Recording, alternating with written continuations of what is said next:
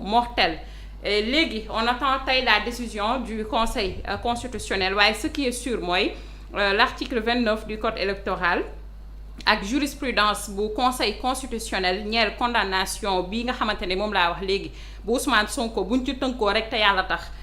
mën nañoo wax ni que est-ce que conseil constitutionnel du habilité pour rejeter tey candidature Barthélémy Diaz waaye it est-ce que sax du ci sukkandiku ngir daal di rejeter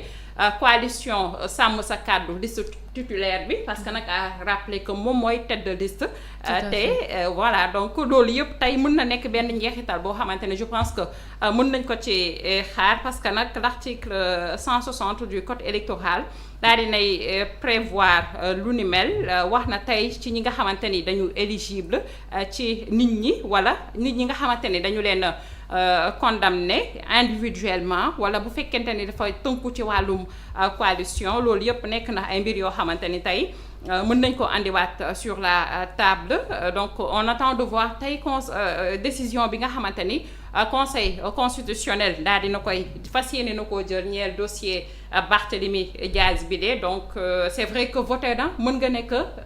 mën nga joxe la thèse selon laquelle voté na en 2024 ci élection yi de waaye nag bi muy voté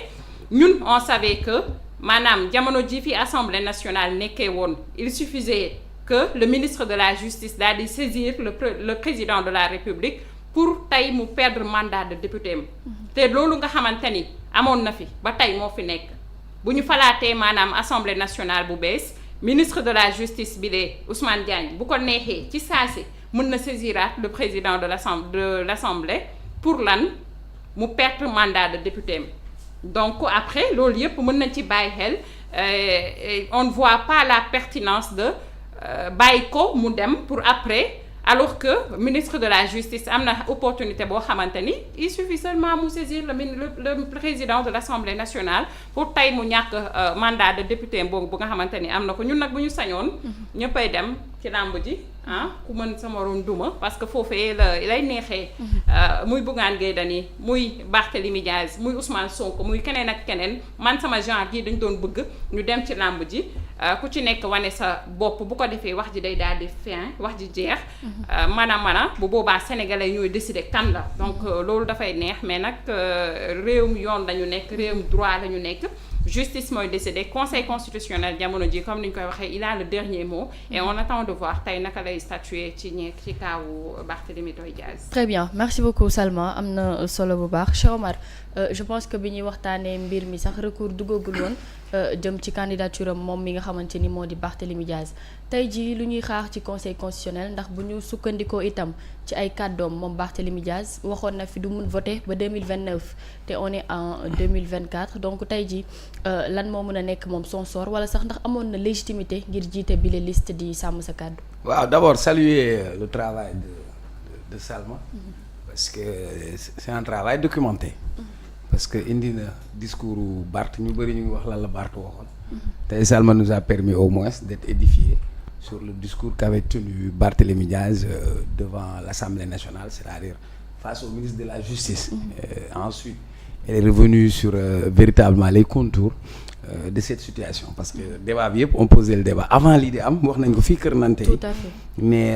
muy Ousmane Sonko muy Barthélémy Diaz parce que ñoom ñaar ñëpp ku si nekk am nga dossier judiciaire bien que seen cas yi du benn et je crois que tey sax indi na waxtaan ci lu bëri man tey suba rek maa ngi ciy waxtaan ci benn panel boo xam ni dañ ma ci interpellé woon donc mu nekk sujet à interprétation maintenant comme Salma li mu wax DGE dañuy rafetlu liggéeyam parce que daaw am DGE indil DGE jàppal DGE moo fi amoon ba parfois sax man dama doon toog ma ne DGE dafa outrepasser ses prérogatives parce que la DGE ci exécutif la bokk donc moom dafa exécuter li nga xamante ni ca lañ ko yemale te looloo ko encadré moo tax il est bon de rappeler que article 184 du code électoral parce que DGE ci li muy liggéey yëpp ci wàllu code électoral ak organisation des élections donc article 184 moo ne en cas de contestation d'un acte du ministre chargé des élections pris en application des articles 179 L 180 LO 183 les mandataires des listes de candidats peuvent dans les 24 heures suivant la notification de la décision ou sa publication se pourvoir devant le conseil constitutionnel qui statue dans les 3 jours qui suivent celui de l'enregistrement de la requête. Ça veut dire DGE li muy def day génne liste provisoire mooy ci ñi mu retenir sur les 49 mu génnee les 41. te balaa mu ciy dem boo xoolee ci article 179 su gisee ni am nga benn manquement dina la woo pour corriger ko fekk du changer ordre bu amee kayit bu manqué léegi nag bu ñu demee ba loolu jeex ñoom bu ñu génnee liste bi ci 24 heures yi ci la ñuy mën a def recours maintenant boo defee recours ca conseil constitutionnel bis bi recours bi ñu ko enregistré ñoom ci ñetti fan yi la ñuy def comme Salma li wax c'est exact ça veut dire après conseil constitutionnel moom moo am la dernière décision pour génne définitivement ñan ñooy bokk maintenant ci ñaari cas yi bokkul parce que bu dee Barthélémy Dias effectivement comme li mu wax parce qu'il a été condamné définitivement et quand on dit condamné définitivement mooy lépp li nga xam ne mooy voie de recours yi épuisé na mooy àtte nañ premier instance deuxième instance ba mu jeex parce que moom sax moo defoon mbir mi donc nag ci jamono bi muy nekk moom ci procès bi Aïssata Tall Sall ak moom ñoo nekkoon te Aïssata Tall Sall moo nekkoon avocatam tout à fait bii nga xamante ni Aïssata Tall Sall génn ci OSE bi OSE rêve dem OSE Macky nekk ministre de la justice Barth tabb nañ ko nekk na député boobu ci suñuy texte nu mu bindoo ministre de la justice moom mooy saisir assemblée nationale pour ne ko ci sa député yi am na koo xamante ni dañ ko condamné su boobaa bu ko defee ñu dindi postam mais dindi wuñu woon postam ci jamono boobu c'est-à-dire même gouvernement bi ñuy doog a ñëw suñu jëloon tamit ministre de la justice bi bind poste ba day rey maintenant ñoom ñooy juger de l'opportunité de le faire ou de le pas faire par contre amnistie bi concerné wu ko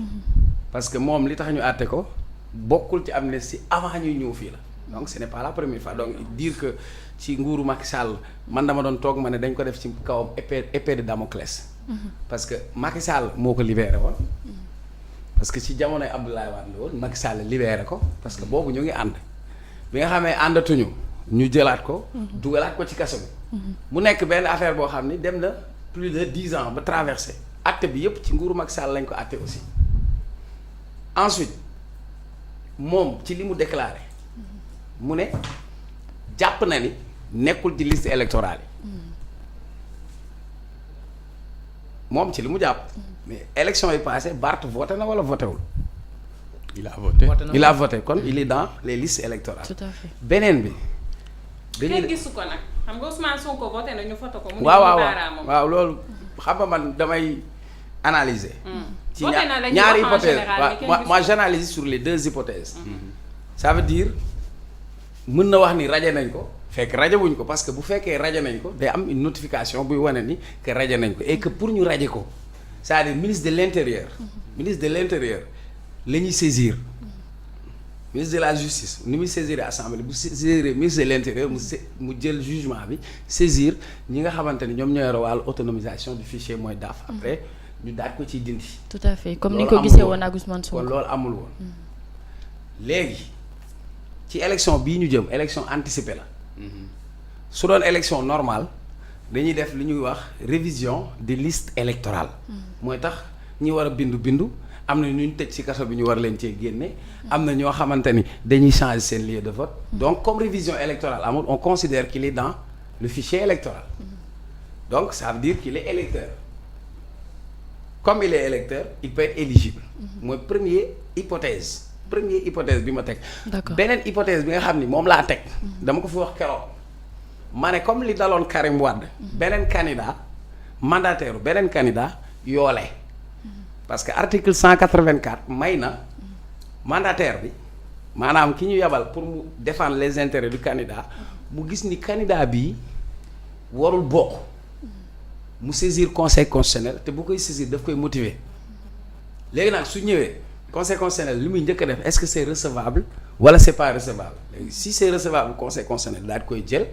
après nag doog cee àddu maintenant comme conseil constitutionnel àddoo gu ci conseil constitutionnel mën na àddu ne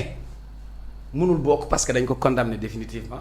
comme conseil constitutionnel mën na àddu aussi ne par rapport ak fichier électoral donc là on reste suspendu sur le conseil constitutionnel maintenant concernant Ousmane Sonko aussi rappelez que élection yi passée Ousmane Sonko voté na mu ngi ci liste électorale yi kon. effectivement.